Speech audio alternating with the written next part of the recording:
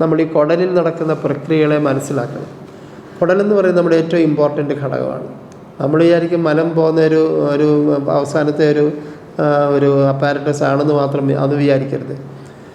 Last പോകുന്നതിന് മുമ്പ് അതിനെ പല രീതിയിൽ നമ്മുടെ ശരീരം ഉപയോഗിച്ച് ആവശ്യമില്ലാത്തതിനെ മാത്രമേ പുറത്തേക്ക് വിടുന്നുള്ളൂ. അപ്പോൾ ഉപയോഗിക്കാൻ ശരിക്കും പറയുന്നത് നമുക്ക് നമ്മുടെ കുടലിൽ കഴിവില്ലെങ്കിൽ ഇതിനകത്തുള്ള പലതും കിട്ടത്തില്ല. കിട്ടാതെ വരുമ്പോൾ നമ്മൾ ഡെഫിഷ്യൻസിയിലേക്ക് പോകും. നമ്മുടെ ശരീരത്തിൽ പലതരത്തിലുള്ള രോഗങ്ങളിലേക്ക് പോയി ചാടുകയും ചെയ്യും. അപ്പോൾ ഇതിനെ സൂക്ഷിക്കണമെന്നുണ്ടെങ്കിൽ നമുക്ക് എന്ത് ചെയ്യണം? ഇതാണ് ഏറ്റവും ഇമ്പോർട്ടൻ്റ് ആയിട്ടുള്ളത്. നമ്മൾ ഒന്ന് പറയുകയാണെങ്കിൽ നമ്മൾ ആവശ്യത്തിന് മിനറൽ റിച്ച് വെള്ളം കുടിക്കണം. ചുമ്മാ വെള്ളം കുടിച്ചാൽ പോരാ. ഇന്ന് കിട്ടുന്ന വെള്ളം എന്തെങ്കിലും ഡ്രിങ്കിങ് വാട്ടർ എന്ന് പറഞ്ഞ വെള്ളം മാത്രം പോരാ. അതിനകത്ത് മിനറൽസ് ധാരാളം ഉണ്ടായിരിക്കണം. മിനറൽസ് എന്ന് പറയുന്നത് എല്ലാ മിനറൽസും ലയിക്കാൻ വേണ്ടിയാണ് വെള്ളം.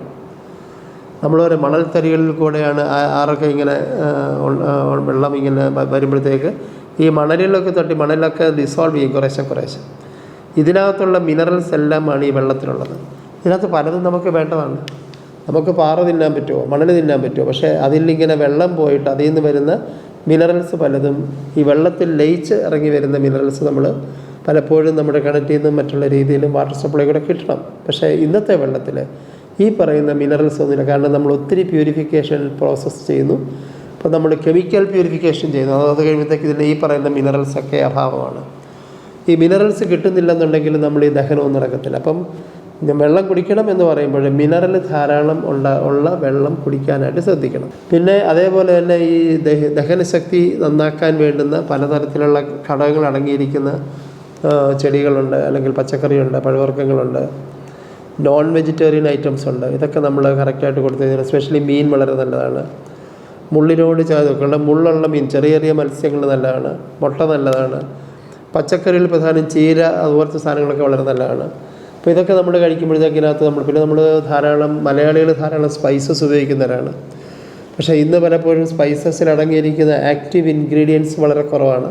അപ്പോൾ അതുകൊണ്ട് നമ്മൾ ഉദ്ദേശിക്കുന്ന ഫലമൊന്നും കിട്ടത്തില്ല. എന്നാലും കിട്ടുന്നതനുസരിച്ച് എത്രയും നാച്ചുറലായിട്ട് ഉപയോഗിക്കാമോ അത്രയും ഉപയോഗിച്ചാൽ കുറച്ചെങ്കിലും കിട്ടും.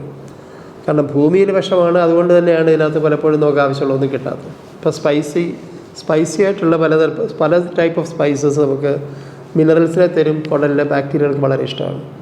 അപ്പോൾ ഇതിൻ്റെയൊക്കെ അഭാവം ഇതൊക്കെ നമ്മൾ കൂടുതൽ കൊടുക്കാനായിട്ട് ശ്രദ്ധിക്കുക. എന്നിട്ട് പിന്നെ പലപ്പോഴും വെള്ളം ധാരാളം കുടിക്കുക. ഫെർമെൻറ്റ് ചെയ്ത ഫുഡ്, മോര്, തൈര് അങ്ങനത്തെയൊക്കെ സാധനങ്ങൾ കഴിക്കുക. എന്നിട്ട് വയറ്റിൽ നിന്ന് പോകുന്നതിനെ നമ്മൾ ശ്രദ്ധിക്കുക. കോൺസ്റ്റിപ്പേഷൻ ഉണ്ടോ, ലൂസ് മോഷൻ ഉണ്ടോ, ഇങ്ങനെയുള്ള കാര്യങ്ങൾ ശ്രദ്ധിക്കുക. ഗ്യാസ് ഇങ്ങനത്തെ കാര്യങ്ങളൊക്കെ ഉണ്ടെന്നുണ്ടെങ്കിൽ നമ്മൾ കറക്റ്റ് ചെയ്യാൻ വേണ്ടുന്ന മിനറൽസൊക്കെ നമ്മൾ കൊടുക്കാൻ ശ്രദ്ധിക്കുക.